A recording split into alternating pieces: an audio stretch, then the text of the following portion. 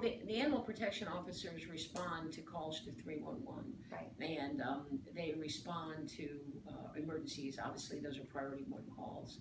But the other thing that the animal protection officers do in Austin and Travis County, because that's our jurisdiction, is the county as well, that's really important and that differs from other communities, is it's not about so much control.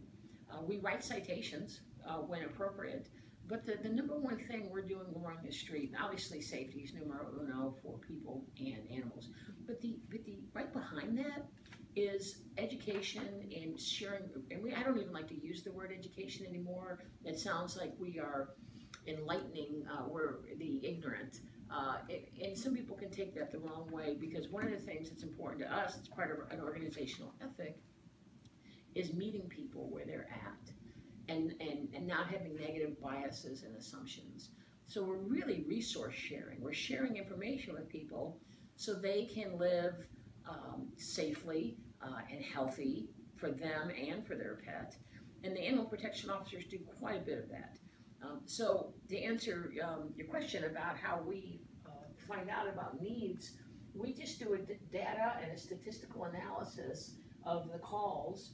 We have a computer program that we do reports on, and we can tell what zip codes we have the highest number of 311 calls to, what zip codes we have higher than average intake, 2 to 3 animals per 100 people per capita. And then also people that aren't coming and getting their pets.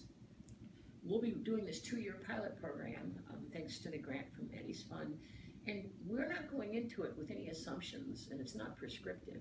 What we want to find out is, why aren't people coming to get their pets? Because 70% of the dogs that come to us come as strays. Well, less than 30% are coming to get their dogs. Why is that? And we can't make assumptions. I mean, it could be fees, even if we're going to waive fees in emergency situations for people, extenuating circumstances. It could be they don't know that, and they're afraid they can't afford it. It could be English isn't their first language. It could be transportation. They've got one car for the whole family.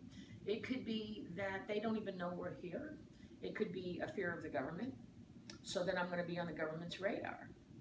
Even though we're at the animal center, so you all go on your computer now, and there's, for some people, some cultures, depending on where they are from around our country or the world, there's a real fear of anybody in a uniform.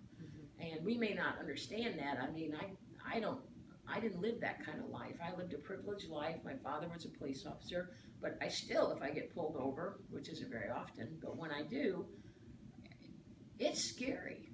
And so to pretend that it's not scary, what we is false.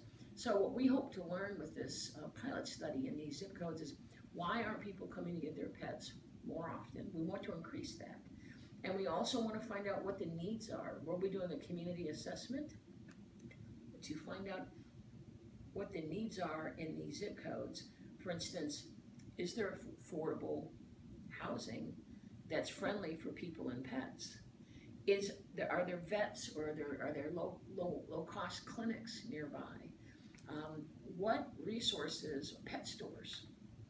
What's in those communities that would support and bolster and improve people's pet savvy knowledge?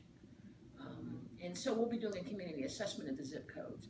But the animal protection officers, when they're out on the street, they're getting all kinds of information. We'll be embedding staff in these zip codes, so they won't be rotating out. Okay. The goal is to work with faith-based organizations, business associations, social services, schools, to really get information out to people beyond. One thing that I think animal services in general around the country does really well is social media. But there's many, many people that don't get their information from the internet or from social media.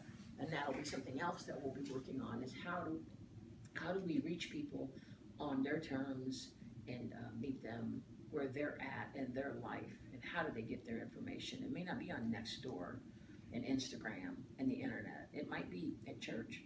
It might be at temple, it might be at synagogue, it might be through PTA, it might be through their child's school. Mhm.